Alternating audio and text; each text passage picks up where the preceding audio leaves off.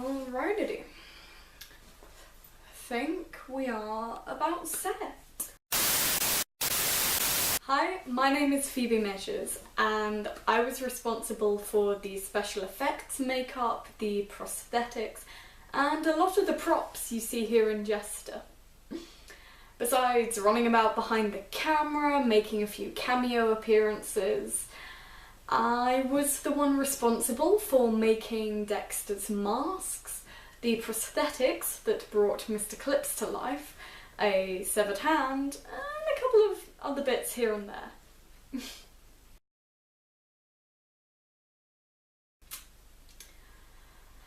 I think very much for Dexter's masks. The designs were influenced by a lot of anime, particularly things like Bleach, a little bit of the Arcana, actually. I know that's not really an anime, but bear with me. Very much that kind of sharp, angled, distinctive look. I just love. Also a lot of the clockwork droids from Doctor Who, A Girl in the Fireplace. That was a big influence on the reds and the blues. As for Mr. Clips, I think a lot of the inspiration for him came from that very childhood fear, you know, what's under the bed with lots of teeth, what's gonna bite at you when your leg sticks out the duvet. Which is a totally rational thing. You know if your leg comes out the duvet, that's it. Say goodbye to your leg. Yeah, I think a lot about his teeth were influenced by the original Xenomorphs, that idea of a second jaw, and piranhas. Those kind of creeped me out as a kid, so just that unhinging with rows and rows of teeth. I think, particularly in something like this, if you can spook yourself or design something that unsettles you, then that'll just make it more effective for the audience. I remember in the early design phases for both these pieces there was a lot of back and forth between me and Max. Just, is this okay? What if I add this to it? Can we invert it? I'm glad we eventually reached a compromise and we found some things that we were happy with, and I think they came out pretty well. Not gonna lie, I think they came out okay. The three big props I made were Mr. Clips's jaws, Dexter's masks, and the severed hand for Dexter's roommate, who I've forgotten the name of. I'm so sorry. Mr. Clips's jaws, those were fun. They only took me a couple of days, and while I'm used to making solid-based prosthetics, this was completely new to me. I've always wanted to do something with big teeth, so when the opportunity for this came up, I kind of just leapt at it. Oh boy.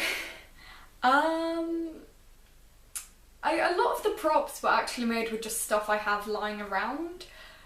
As a special effects makeup artist, his jaw prosthetics were made actually out of a base of cotton wool. That's what gave them their strength. And the teeth themselves, you might not believe it, but they're made of milk bottles. Just crudely cut shards of milk bottle. I appreciate you can't really see it, but just here on my index finger is a little scar from where I accidentally stabbed myself with one of the teeth while making something. So they were very sharp, and I did kind of feel a bit sorry for Jack having to wear them. We had to do a little bit of tailoring to make sure he wasn't stabbed every time he opened his mouth. But I think they came out okay.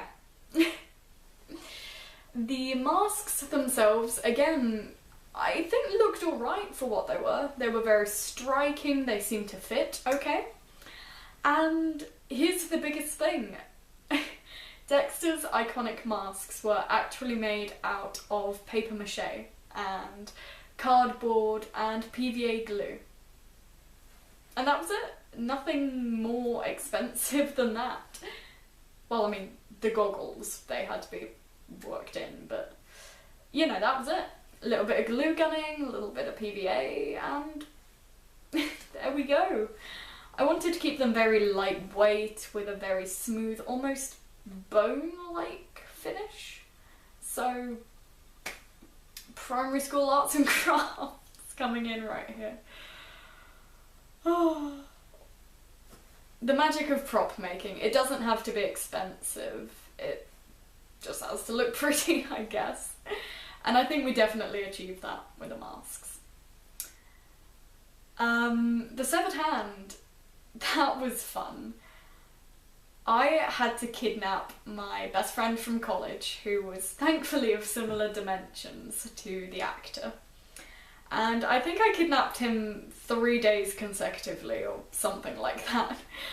And the poor guy had to sit on our kitchen table with his hand in a thumbs up while we just slathered it in plaster of Paris. That was a lot of fun. The mould making was a interesting process. I don't think either of us really knew what to expect, but it came out okay. And one night when I was going to fill it with the latex that would make the shape of it, we were having some renovations done on the house and the mould had shattered. The top part over the back of the hand just completely shattered. And I was devastated. I had to make so many calls around the team going, help, we have a problem. Not to worry, we rebuilt it very patiently with clay and some plaster filler that we had, and it worked out. The hand was made in latex, it was stuffed with, again, household stuff. We filled it with cotton wool and some rice that we just taped in a freezer bag, give it some weight, airbrushed it, and minus a little bit of fake blood, there was the hand. I don't think I have ever been part of a production team or a project where everything has been this well oiled. Everyone was dedicated, they were enthusiastic. No one had a bad word to say about anything. And I think that's remarkable given that there were some shoots where we were going way into the night, it was late and we were cold, and everyone was just fantastic. We all got along. And as someone who was one of the younger members in the team, that was really amazing for me to feel accepted and to work as an equal among people who have been in amazing films, and I just loved it. You'll hear me saying that a lot, I just genuinely loved it. I hold everyone from this in the highest respect and praise for everything, really. The extras, the crew, the technical guys, the actors, I adore all of you, really. This has been such an amazing experience. Although, I just have to mention, or give a special mention to Jack. All of my makeup models were fantastic. They put up with me and Ella and everything else that was going on in some really intense periods. But Jack, oh my gosh, he had to deal with sitting in a chair for hours on end, with all sorts of chemicals getting put in his face, and me getting very stressed. And you know what? He always made me laugh. We were always giggling or chatting about something. It was insufferably annoying that I had to just go, stop talking or stop making me laugh, because we just couldn't get anything done sometimes. And I think if it wasn't for the technical mishaps, sometimes we were a bit late just because we were getting on. But don't tell Max that.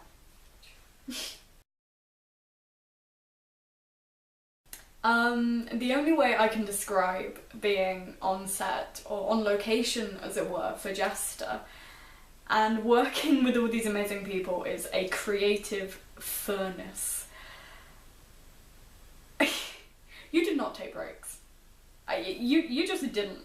It was full on all the time, from the moment everyone was assembled to the moment Max called rap. You were just working.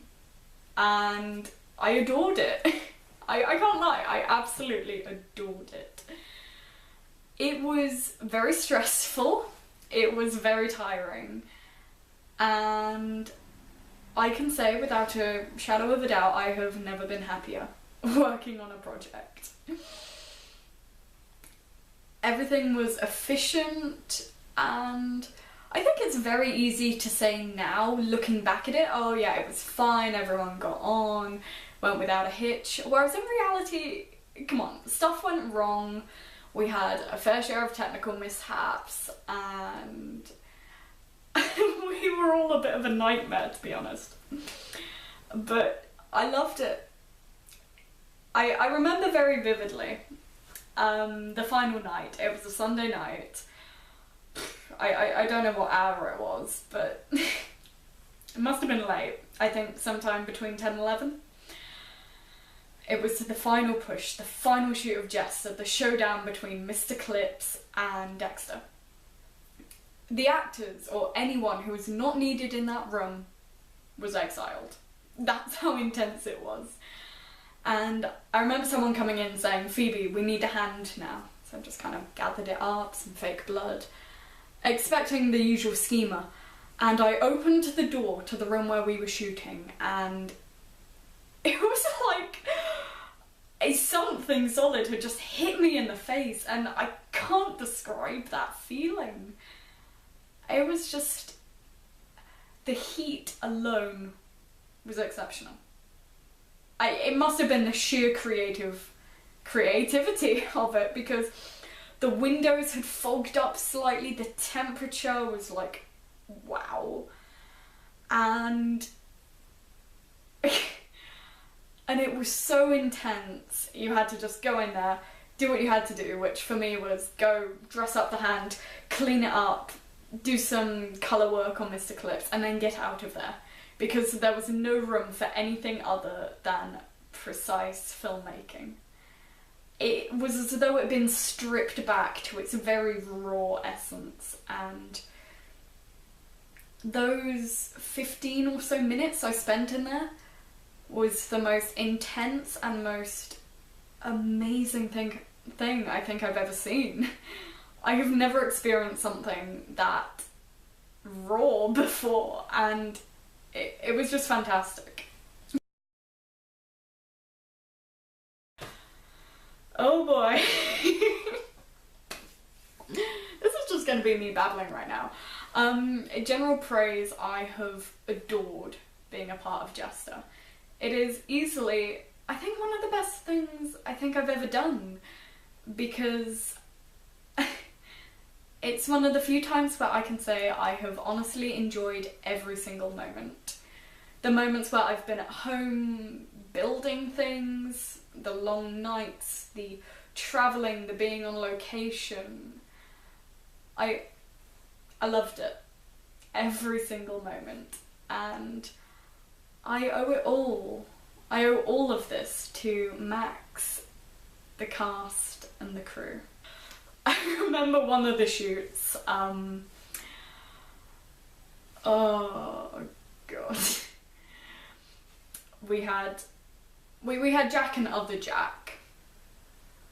That's just it. And we were shooting, and I was just trying to get a look in because I wanted to see what's going on. And there was one shot in Madame Tussauds, and he made me laugh. Only I was trying to be quiet. It didn't come out as a laugh, it just came out as a strangled, snorting noise. The entire shot had to be redone. And everyone just kind of looked around, and I've keeled over. I'm in a puddle on the floor. Because he just pulled a stupid face. And that pretty much sums up what our interactions were like, everything was very witty and light-hearted, and my face aches from just remembering how hard I laughed. Yeah, you can see even now, months after we've wrapped up, I am so bubbly about this because it's honestly one of the best things I've ever done, and I love it. I just love it.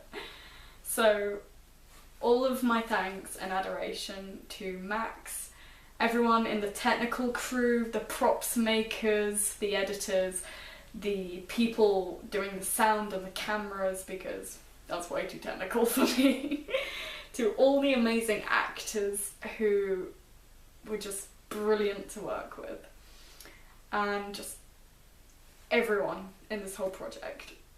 Thank you so much.